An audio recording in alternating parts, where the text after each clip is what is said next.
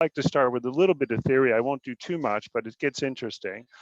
Abbie Hoffman wrote a book in '71. It's called Steal This Book, and he entitled it that way because he wanted some kind of counter movement against the money-making society who was only focused on themselves. So in this book, he teaches how to make bombs, blow things up, smoke bombs, all that kinds of thing. But really, what he also teaches you is how to grab the media away from the people who have the media and make use of it to bring your message across. So he had two important terms. One was called YIPPY, or Young International Party. That means a bunch of engaged hippies rather than passive drug-taking people, but people who would go out and make a difference. And then the second term he had was called Pig Nation. And today, everyone knows that America is no longer the land of the free, but the land of the pigs. And in the New York Magazine, I mean, they really made it a point by putting Trump on the front cover as a pig, because it's such a corrupt government now that this is just kind of exactly what Abbie Hoffman warned against, that the greed just sums up into a kind of a pig nation, which is always interested in itself. So moving forward, there's always a question with protests, whether it's peace or violence. And I'd like to get in a little bit that, is there anything such as a peaceful protest or a violent protest, or with both, do you end up going to jail anyway? So let's take a look. Henry David Thoreau, he was a 19th century transcendentalist from the northeast of America. And he lived in a small hut for about 2 years, and he wrote several books. One was the Essay on Civil Disobedience, and the other one was Walden. Walden was a description of what his life was like, living on the land, living from the garden, living from the pond in this small hut. Now, there's another person called Theodore John Kaczynski, who was called the Unabomber, responsible for 3 deaths and 23 lamings through bombs that came through the mail. So both of them were philosophers, but let's take just a little look at what they had in common. They had almost everything in common. They loved nature. They were isolated in the woods. They practiced self-sufficiency. They advocated simple existence, et cetera, et cetera. They rebelled. They broke laws. They sought to teach. They practiced civil disobedience, and they were imprisoned. Thoreau for 1 day and Kaczynski for the rest of his life. But the difference was that Thoreau did not witness the destruction of nature caused by the airline industry. Kaczynski did, and Kaczynski made use of violence, and Thoreau did not. And the other thing is that we're talking 100 years later, is that now every protester is mentally challenged. Abbie Hoffman committed suicide, but was actually a murderer, et cetera, et cetera. So it's actually interesting to note that the difference in the 20th century and the 19th century is that the destruction of nature is really in front of our eyes. So moving forward, I'll just do one of these quotes. This is from Kaczynski at the top. If you think that big government interferes in your life too much now, just wait till the government starts regulating the genetic content of your children. And then Thoreau, 100 years before, I heartily accept the motto that government is best which governs the least, and I should like to see it acted upon more rapidly and systematically. Carried out, it finally amounts to this, which I also believe, that government is best which governs not at all. So both of these persons were against the government taking away liberty and taking away freedom. Okay, so let's move forward. Now, what we go to George Orwell when we say war is peace, freedom is slavery, ignorance is straight. This is what we call an absurdity. But the problem with any kind of protest or revolution is that once you step into that box, you're stepped into the problem. That means you can no longer separate yourself from the evil that's going around, although you're playing the good role. So Camus spoke this in The Rebel, and it's an absurdity. It says, where the very acts with which we seek to do good cannot escape the imperfection of the world we are trying to change. So it's really important to notice that even if you're doing a peaceful, passive protest, you will be involved in a certain amount of violence and you will go to jail. So anyway, I want to talk about where we're going to move forward is time-space mattering and time-space mentoring. Mattering is where we take an object and through a cultural process, we endow a meaning in it. And this meaning then can be communicated through mentoring. That means within time and space to the participant or the viewer who's looking at that object. I'll give you 2 examples. First one is a work by John Cage, which takes quotes from Walden, from Henry David Thoreau, and makes a score out of it. And you see, so you're getting it in a very artistic form, but at the same time, you're you have these little changes in it. He mixes up and cuts up the text, but he adds very beautiful little sounds in there that kind of reference the text. And the performer, once reading it, makes these sounds in the background. So it makes this text really available to a wider audience on an aesthetic basis. But for Kaczynski, they did the same thing. This is a dollhouse, and if you understand some Spanish, is ideal para de decoración de su hogar. So this is the ideal decoration for at your home, reminding yourself of what maybe home should be or what the dependence on the technical is or not. And you have the handmade guns, the shelf for the bombs, and you have the mugshot and the description, the sketch of the perpetrator in the 90s. So his hut was very much like Thoreau's. And you can see how this is made into an artwork. The hut's in the middle. On the side is his manifesto against technology and industry. And on the other side is the mapping of the murders as the bombs traveled through the mail. So again, we have an aesthetic, a mentoring project here, which we've endowed all this meeting into this object by providing the manifesto and providing the mapping of the bombs into this object. So the person viewing this gets a real good idea of what it was all about.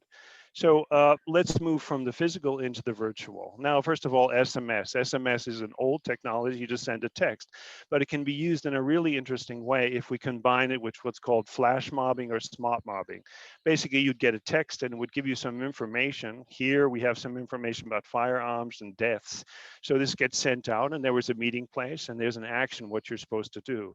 In this particular smart mob piece, you were asked to come to Times Square, pull your finger up and shoot yourself or shoot someone else.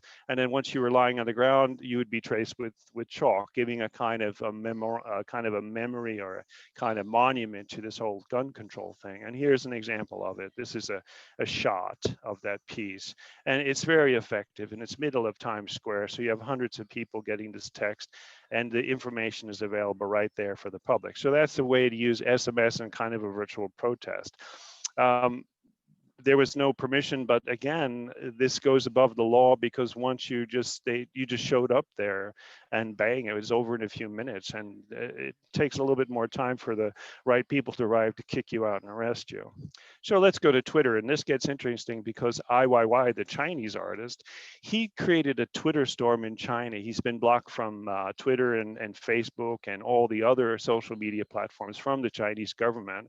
Also, they ripped down his atelier, did this and this against him because he was communicating too much and indicating to the Chinese populace that he's free, which is something that you probably are not encouraged to do in China. So basically what he did is he took all his Twitter texts, which were written in Mandarin, and he printed them on rice paper in a traditional Chinese classical way. And what's interesting, that's called reverse technology, meaning that he was able to communicate what he wrote in Twitter in printed form in an art gallery or in a museum. So by retro technique, he could get past the laws and the blocks that the Chinese government did with. So that's kind of a really cool way to do it. Now, email, this gets a little complex, but if we know anything about spam filters, you'll understand this quite well. So this is the 90s, and this is done by Natasha Natsvanova, who ran a company called Mindfuck.com. So basically, this is a spam mail. You can see that it's much more artistic. It takes on some dimensions, and it's abstract. And if you look at the top, you can see Mindfuck macht frei, which in German means mind fuck calm makes you free. It's also a Hitler quote, but at the same time, it's reversed in kind of cybernetic code. And let's take a look at that. So she called this cybernetic coding or alphabet Kroperam. And what the fuck is Kroperam? So if we look at FUKC, that's not a swear word because it's spelled wrong, and it will get through actually a spam filter. So let's go farther and take a look at this. So phonetic substitution, we take mind, we take a 9, which is a phonetic equivalent to IN. If we go down replacement, inversion, modulation, we can see Maschinenkunst, the @ sign, and we take away the SCH, we put Seika, we use exclamation points for eyes, and this again gets through the spam filters. Visual substitution, instead of an I, we use a exclamation point. So when you're reading these texts, the reader is definitely confronted with something new. It also destabilizes the reading process, so it's kind of like an artwork. It wakes you up, wow, what's that? And then also triggers different associations. So if you have basically ASCII characters, which are more associated with machine code and computer, interdispersed with the human alphabet, you have really a cybernetic kind of morph. And so what's interesting, each word represents a junction of multiple systems, that between machine and that between man. So it was a really nice way to kind of express the human condition at this time. And also it makes the act of reading self-reflexive and non-linear. You have to kind of go back, like when you're writing code. You've done this, did you declare that? What's the variable here? What's the what function am I calling? So it's never really completely linear. It always makes a reference back to previous code written. And for above all, it goes around spam filters. So they were able to spam all kinds of corporations and all different parties, and they had, because you'd have to rewrite the spam filter to make the connection to all the words. So that was a really cool. And this is an example of a spam war. Mindfuck.com put out basically extensions to a Max MSP, making it a video program. And this was very, very popular, and thousands of people bought it. So they financed their revolution or campaign against corporates and corporate people, let's say the pig nation. And so they did this, and they created this would be an example of a kind of a protest statement in Corporom. If you spend some time with it, you'll be able to read it, and you come to understand that it's really criticizing corporate takeovers. And then just for something to be very clear with, Max MSP, which is run by Cycle 74, they got Max by taking a program which was financed with basically public money, and they used it and they made a lot of money out of it. So this was seen as a kind of a strange thing that we're paying twice. So although Mindfuck.com created extensions for this program, they were also kind of doing it just to get back at them for doing this kind of thing. So here you have a person, Christoph Mortag, who ran the Max list, saying that, you know, you bitch, what the hell is this? You're giving all this crap, upsetting everybody. And if you don't stop doing it, I'll kick everybody out from this list who likes you. And so, and he says, I'm going to boost everybody, all these assholes who repost anti-crap matter. Well, he didn't know what he was in for. And so Mindfuck.com made thousands of pages with ChristophMortag.com, and he had to go through the entire internet and delete thousands of pages like that. So this was in a way of a protest against a person who was defending corporate culture and corporate money making. So it's actually quite interesting. Anyway, let's move forward. Projections. We can do projections. We can put them in cars and throw down images down to the street, or we can park them on buildings and just let them run and take off. So one of the things is that we call this tactile media. It's actually media used to create a kind of a tactic in order to get a message across. Usually it's cheap technology, and we use it in different ways. So this is a famous image of Nancy Reagan and Ronald Reagan, who were really the absolute or assholes in American politics. So if we go and we say they're giving the pledges of allegiance to the United States of the American flag, okay, great, blah, blah. But here, Krzysztof Roginski is a Polish artist. He took everything away and just put the Pledge Allegiance hand on the heart. And rather being on the human heart, it's on the AT&T building, saying that actually we're pledging the corporations, the American government is having everybody pledge to the corporation, not to American flag, which means democracy, equilibrium, etc. So this is a really nice thing. It was projected in New York, really big, everybody could see it. Now something special. Holographic projections. It's also a form of projection, but actually you're able to create the protest in a kind of a green room or a blue space. And then because nobody's there, they can't arrest anybody, right? So you can prepare all the whole protest, the speeches, and have it run in a city. This was done in Spain, which is a reaction against the curtailing of freedom to protest. So I'll just, I think maybe I can show this. It's kind of cool. I'll just give it a sec. So basically,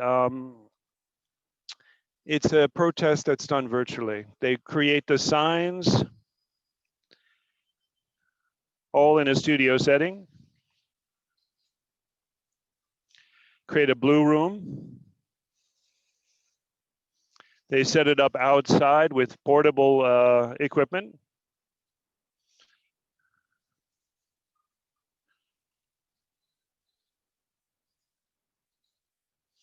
They prep the actors.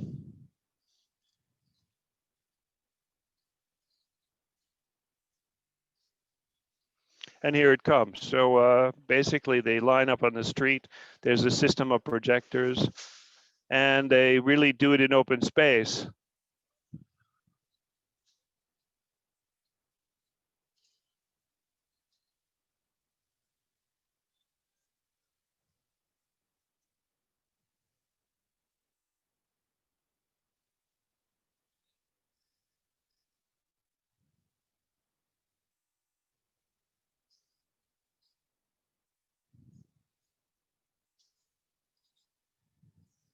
Okay, let's move forward. I think that's pretty clear what goes on there. So basically they set up all the requisites and the actors in a space where it's safe. That means they're not breaking any laws. And then they create something on the outside and they project it. So no one can be arrested because no one's actually there. So it's actually pretty cool way. It's outsmarting the laws that have not yet been made. So if we move forward, we have basically your iPhone, and this is where I come in.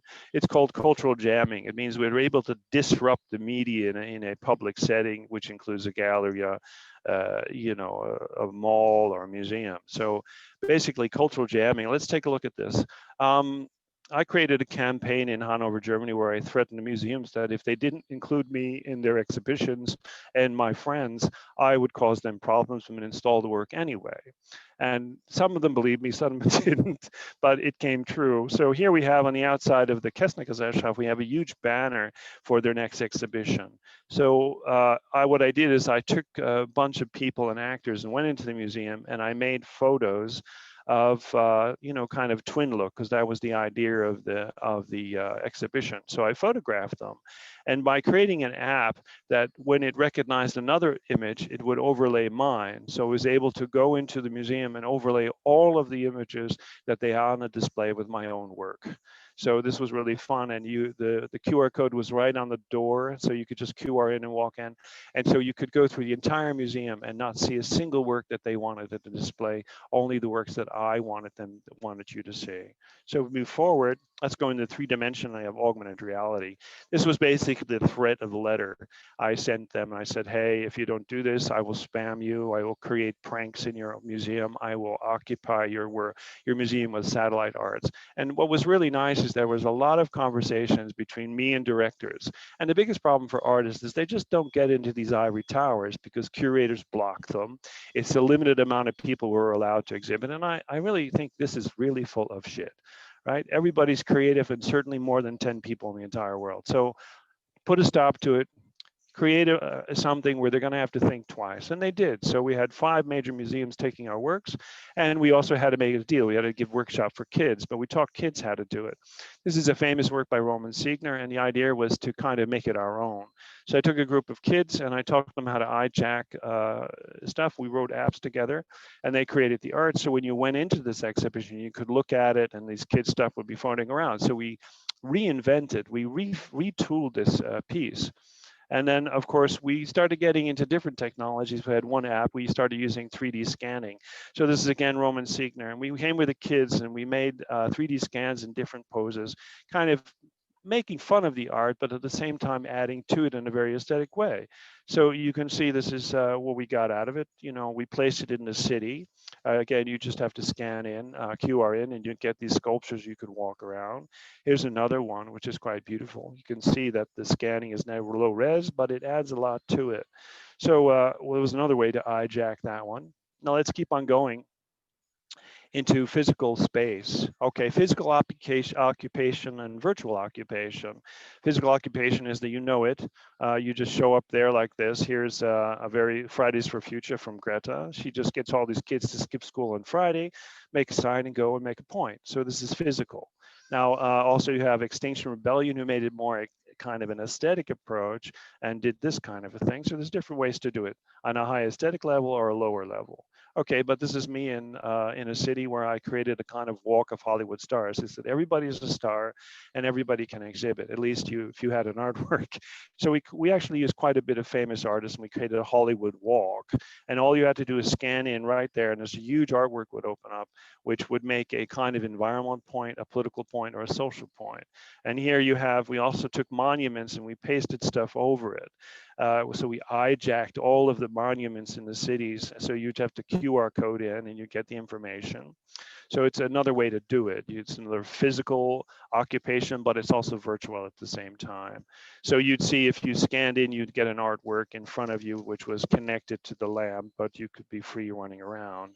Now, if we move forward, what we did is we created a map. So everybody could get a map and they could make these tours, the green tour, the red tour, the blue tour, and you'd go be the city. You'd find the stars, scan it in, you'd go through quite a bit of things. So this was one way to kind of derail the cultural industry. It's like, we're using open space, we didn't get any permission, we're doing what we want, we're showing who we want, and we don't care what you think, because we have access to the general public anyway.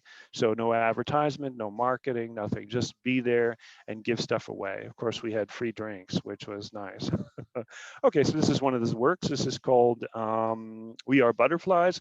It's at the Holocaust Monument in Hanover. And basically I was traveling around the world and working with kids, kind of say, well, we're butterflies. So really the future is our children. So we should kind of make this really the point that we're murdering our future. So I think this was a really nice way to do it, because we had kids from China, Korea, Canada, Switzerland, Germany, all over the place. And it was a really nice way to combine it and say, we care about our future.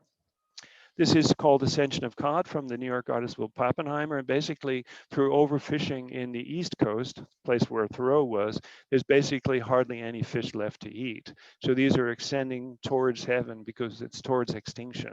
And this information is given in the app while you watch these fish swim away. It's really quite beautiful because they're all around you, you're immersed in it. This is, of course, the church comes into always a position of commentary and criticism. And this is basically called ecce homo. The artist puts himself in the position of Christ, which and then makes comments about this kind of nudity in the church. And this is always a kind of a nice dialogue with the local communities. So it's a beautiful piece. It rotates and shrinks and blows up. So what's interesting is that we had to hide the genitals, and we did it in a way, in a cubic way, where we shift perspectives, and this worked quite well. So some of the things you don't want to do, some things you have to do. And then this is a homage from a Japanese artist called Yasuyuki Sayagusa, where we took a homage to this Buto dancer. He was the kind of the first one, and basically you could take your phone and focus on one and bring the lamp up into the sky. So it was a way of participating in a different culture, and also showing really homage to an art form which was really upsetting for Japanese culture. Moving forward, now we talked about outpacing the law, and that was also in connection with when we saw the video of the Spanish thing, is that we're breaking laws that have not yet been invented so that we don't get arrested and the question of peace and violence doesn't come into question. So I'll give you another example. In Singapore, you know, there's no freedom of speech. There's only one place in Singapore which you can actually talk to each other in more than, I guess, 6 people. And of course, you're not allowed to show certain films. You're not allowed to do this or that. So we decided to install a kind of a piece which had forbidden films in it, from the pieces from John Craig Freeman. So basically, you would download the media onto your own phone, which is private, so it's not public, so you're not breaking any laws. And then when you're looking into the speaker's corners, you're not in it, you're not assembled, you're not talking to each other, but you're getting the same message. And so this is a way of breaking the law without breaking it, not taking any personal responsibility for it, but getting your message across that we can communicate between the lines of the law. So I think this was a great example of doing that. And you can see how the orators were showing these films. And I think that's a great example of how to do something like this. So basically that was it. If there's any questions, I know I went fast, I'll be glad to answer them. Hey, wow. So did I do the 30 minutes or was it faster? I usually take an hour. So.